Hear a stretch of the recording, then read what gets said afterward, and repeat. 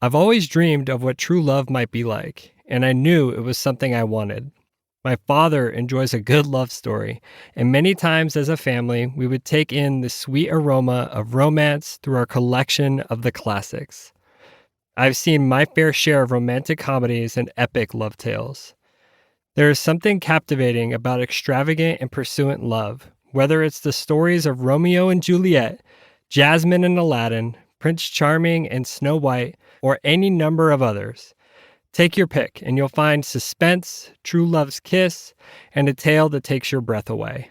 In the summer, my family would take a 2-week road trip, crossing the country from California to Missouri to visit my 2 sets of grandparents.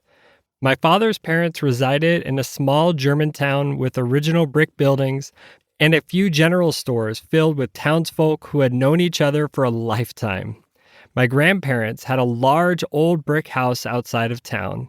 I could feel the memories from 100 years ago as I walked through the halls, where pictures of family members I never knew were mixed in with photos of all my aunts and uncles. My grandparents were not ones for flashy living nor any type of modernity. Even using the bathroom, which had a small window in the door, was an experience. In the kitchen and living room area sat their vintage box TV. After a day of playing outside, my brothers and I would sit on the couch and watch one of 3 options for entertainment before bed. The movie Free Willy, recordings of World Cup soccer games from 1994. I mean, how can you resist that? Or the cult classic, The Princess Bride. Let's just say it was an easy choice. We watched The Princess Bride every night for a week straight. If you haven't seen this movie, you need to. It's a classic love tale with unique humor. It's one of my favorites. Every summer, I would watch how true love conquers all, and I don't want to spoil it for you, but I learned that wholehearted love comes only to those who are brave enough to walk a scary and vulnerable road where all hope seems lost until love makes a way. Later, as an adult, I longed for a love like this. I had seen a glimpse of it. I had parents who loved each other, oftentimes acting like kids as they pulled pranks, laughed together, built a family, and went after their dreams.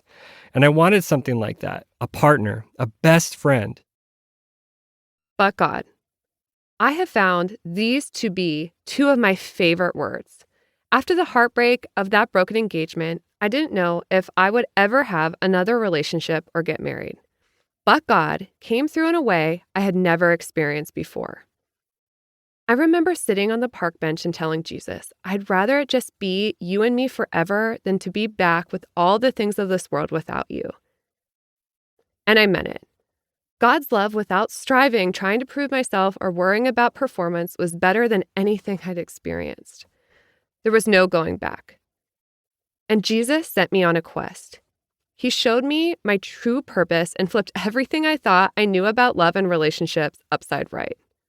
It put a fire in my soul that made me want to help so many others who have experienced the pain of heartbreak.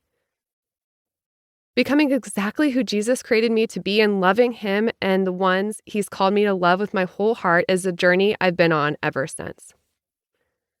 I felt called to leave my home in Pennsylvania and make a cross-country move to Pasadena, California, where I earned my master's degree in marriage and family therapy at Fuller Theological Seminary. Leaving was frightening yet hopeful. I felt the still small voice of the Lord in my heart leading me away, wooing me to find my purpose and future.